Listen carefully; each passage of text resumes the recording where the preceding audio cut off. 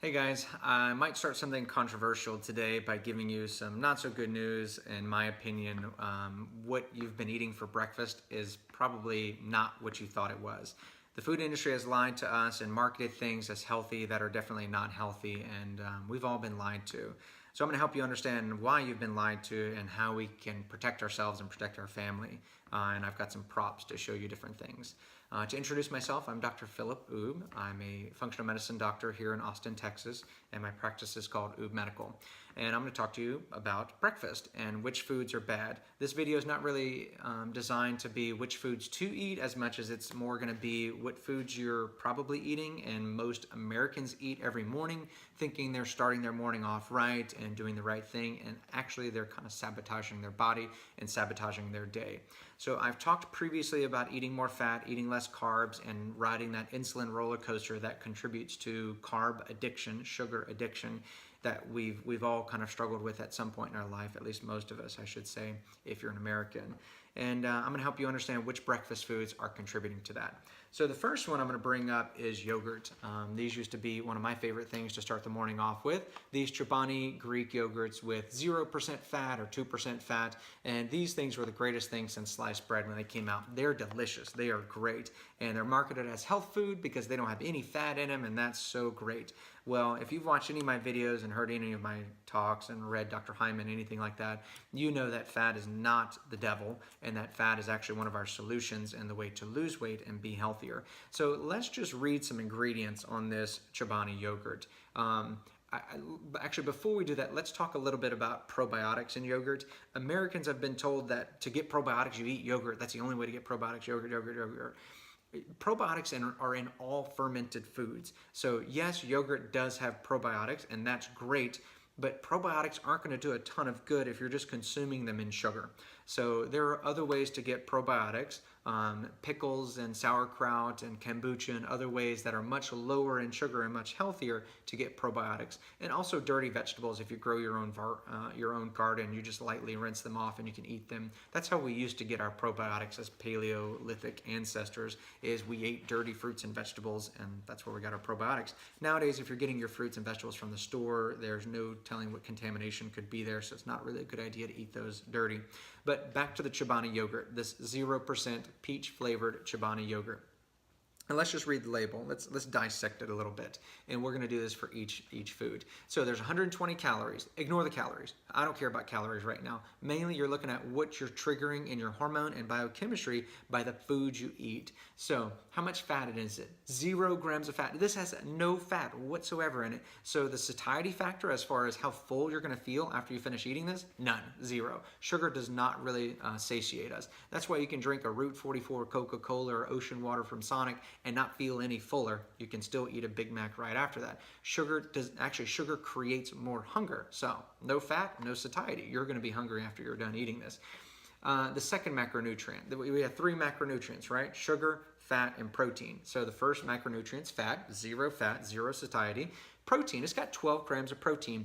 That's pretty cool. Protein's pretty good. I always like to warn you that too much protein turns into carbs, and carbs stimulate insulin, and you're riding the carb insulin roller coaster again. So 12 grams of protein, that's certainly not a bad thing. That's a good thing. But look at this. Total carbohydrates, 18 grams. Do you know how much sugar or how many carbs are in a can of Coke? A 12-ounce can of Coke has about 38 grams of carbs, which is basically plain sugar, and this has 18 grams, and it's not even as big as a can of Coke. So this basically has the same amount of sugar as a can of Coke.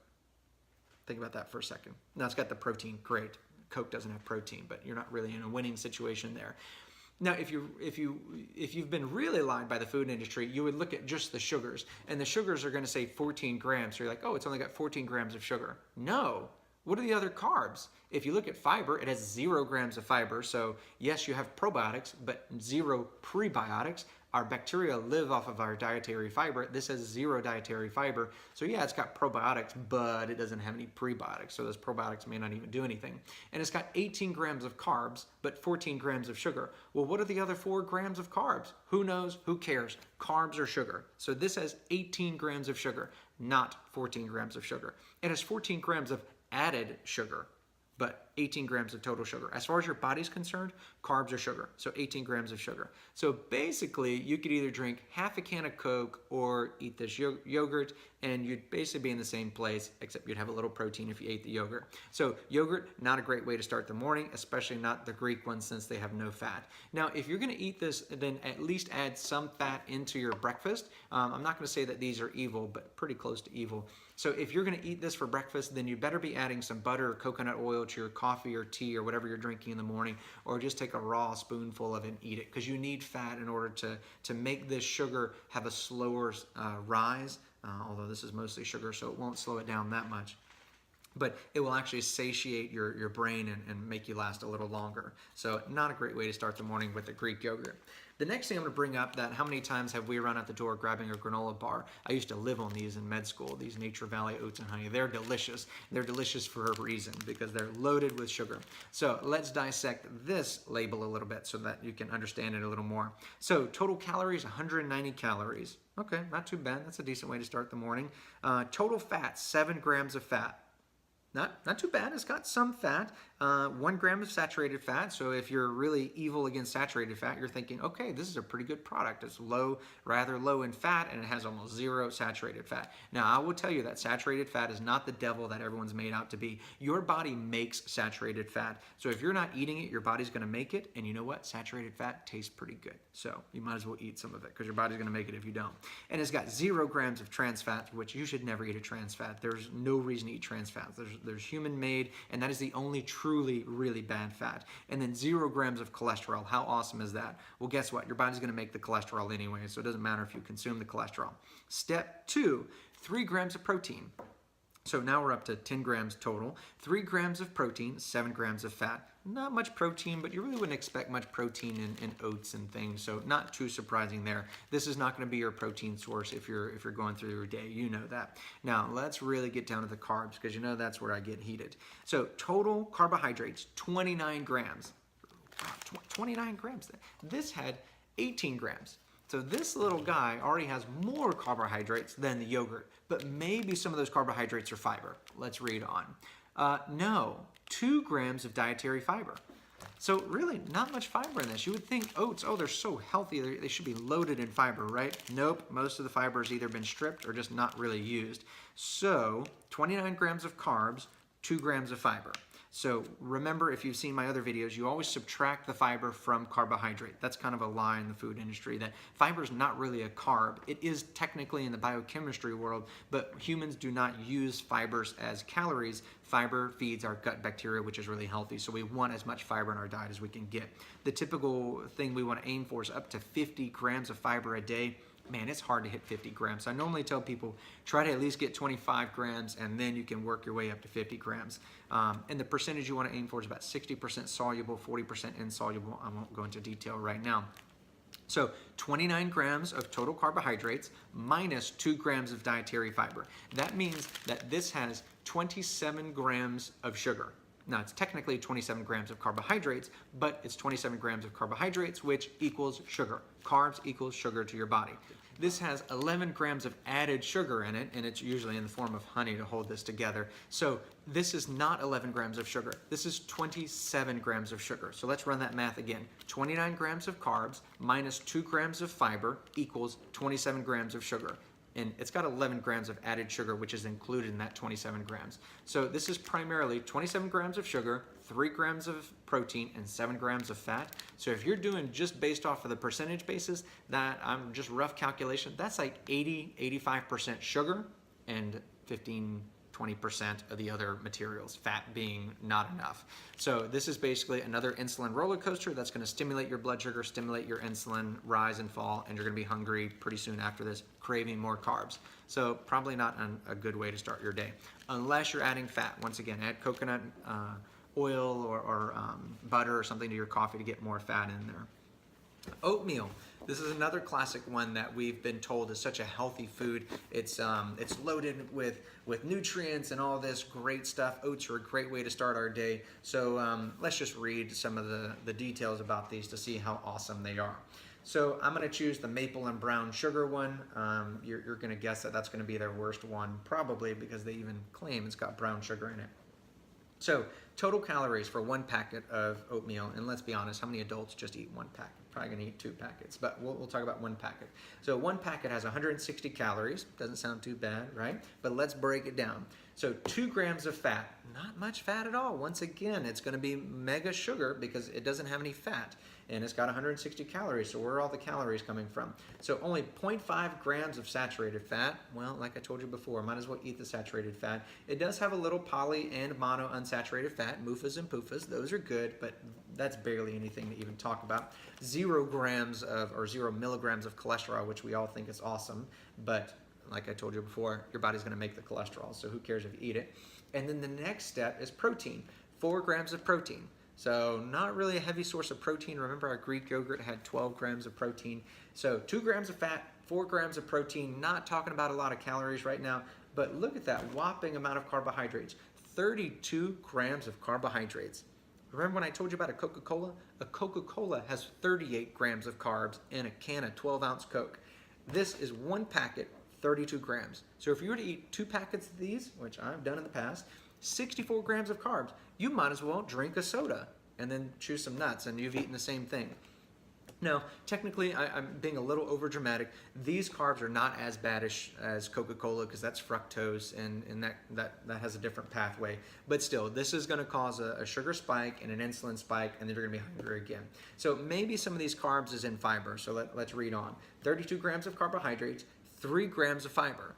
Okay, this is our highest fiber item thus far, 3 grams. You're really on a great track to get to 50 grams by the end of your day if you've eaten these items, right? So I jest, that was clearly sarcasm. And then it's only got 1 gram of soluble fiber. Remember I told you earlier you want 60% soluble fiber. So the soluble fiber is the true prebiotic food. The insoluble fiber is basically like a bristle brush that goes through your colon, kind of scrubbing the walls, which you do need some of, but soluble fiber is the main thing we want. So only 1 gram of soluble fiber, still a long ways away. And then it's got 12 grams of sugar added to it. So you would think that if you look at this, that it's just 12 grams of sugar, but that's what the food industry wants you to believe. But really it's 32 grams of sugar minus 3 grams of fiber. So that's 29 grams of sugar inside 1 packet of oatmeal. So not a great way to start your breakfast or your day. So if we're doing a little bit of math based on some percentages, 29 grams of carbs, which is sugar, 4 grams of protein, and 2 grams of fat. This is pretty much 90-95% sugar.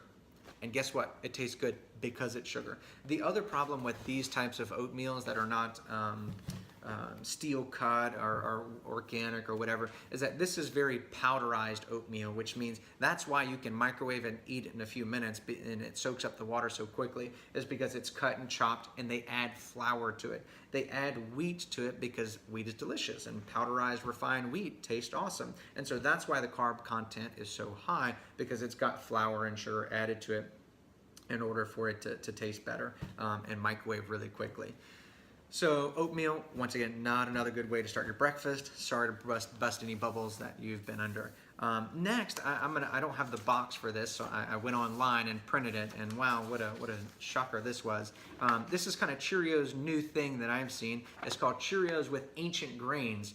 I think they're kind of playing off of this whole paleo thing that's getting popular. I love paleo. And so Cheerios and ancient grains, that sounds very paleo, right? And look at what they're claiming. Oh my gosh, it's got 12 vitamins and minerals. Okay, food's supposed to have vitamins and minerals, folks. 12 of them? Okay, I guess. It's low fat. Hate low fat. You guys know that already. It's got 17 grams of whole grains per serving. Wow, that's awesome. That's what our U.S. government wants us to believe, is that whole grains is the way to live forever. Let me tell you, you don't need any grains. You will be fine without grains. That is a food industry lie. And then this comment has 2 asterisks. May reduce risk of heart disease. And if you read in the comments, they're saying that because they're saying a low-fat diet may reduce your risk of heart disease.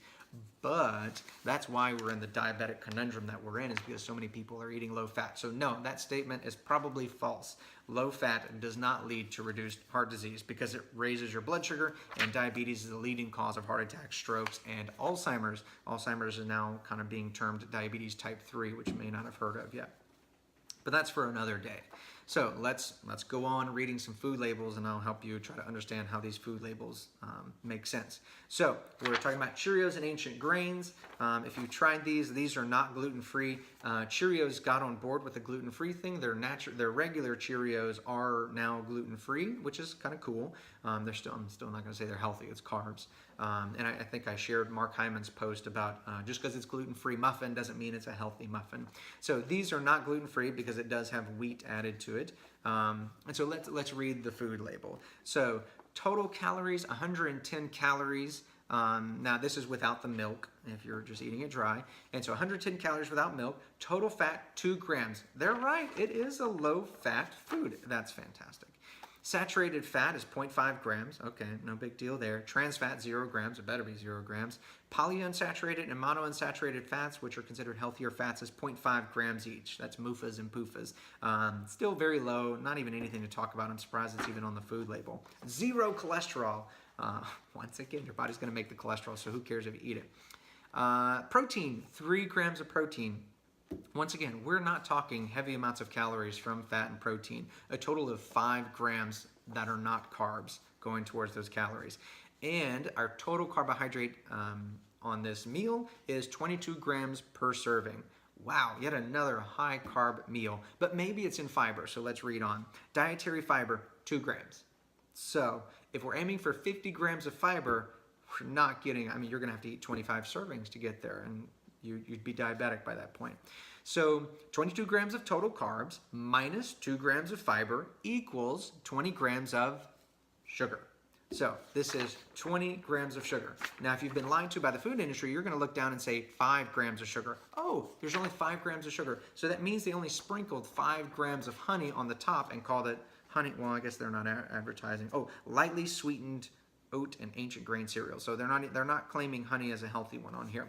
So it's got some sort of sugar drizzled on it to make it delicious and tasty. And they use 5 grams. But the remainder of the carbs are in the oats and everything else that's actually in the cereal is 20 grams of sugar. Yes, they only added 5 grams of sugar. And then here they're saying other carbohydrates, 14 grams.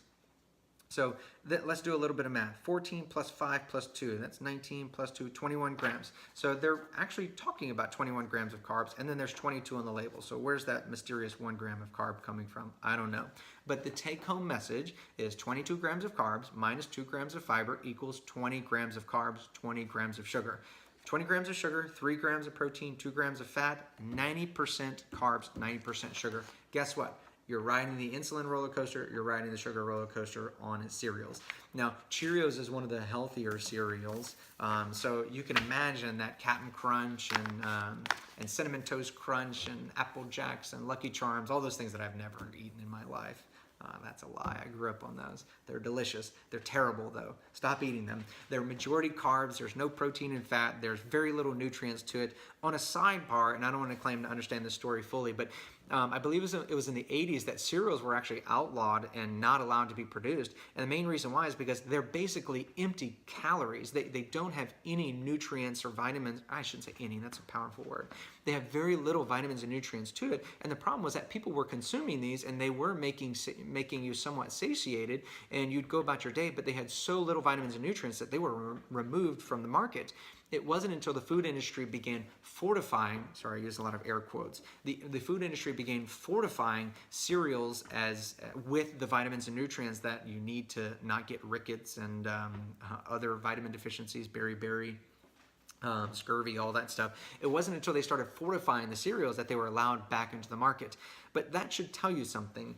These cereals don't have the nutrients naturally in them to keep you alive and sustain you, and the only way they can be used is if they're fortified with vitamins and minerals. That's a little scary, folks. You should not be waking up and eating this every day. Now, I'm not going to lie. I feed Cheerios to my kids every now and then. I try to limit it as much as possible. I'm not afraid to eat cereal, but this should not be the staple of your diet. I know a lot of people that eat cereal as a dessert. There's a reason you eat it as a dessert. It's delicious. It's mostly sugar. So that's my bandwagon for today against carbs. Once again, harping on carbs, trying to increase your fat intake and increasing the protein intake if you're eating this stuff. So for your breakfast, try to focus on getting a little bit more fat, a little bit more protein, and trying to drop those carbs, because the more you drop the carbs, the more your carb cravings go away, the better you feel, the less inflamed you feel, the less fat you have, the less risk of diabetes, heart disease, stroke, Alzheimer's, blah, blah, blah, blah, blah, everything else that comes along with sugar and diabetes. So I hope this video was helpful. I hope it didn't hurt your feelings too much. I hope you're not wondering like, oh my God, I've been eating that for how many years now? Remember, you can change your biochemistry. Today can be a different day. So either throw this stuff away or put it in a place you're never going to eat it, or feed it to your dogs, but get something healthier in your body for breakfast. It doesn't have to be a protein shake, but get something healthier into your body. Think about it. Many people are scared to eat meat and vegetables for breakfast, but breakfast is just another meal. There's no reason why you can't eat leftovers from dinner for breakfast. That seems a little weird. I kind of struggle with it too myself, but if you don't know what to eat for breakfast, just eat leftovers. So I'll leave this video there. Please feel free to leave any questions, comments, angry comments, disagreements, whatever. I'm open to hear it all. And please share it with a friend who you know may be a cereal, oatmeal, or Greek yogurt addict. And hope you guys have a good day.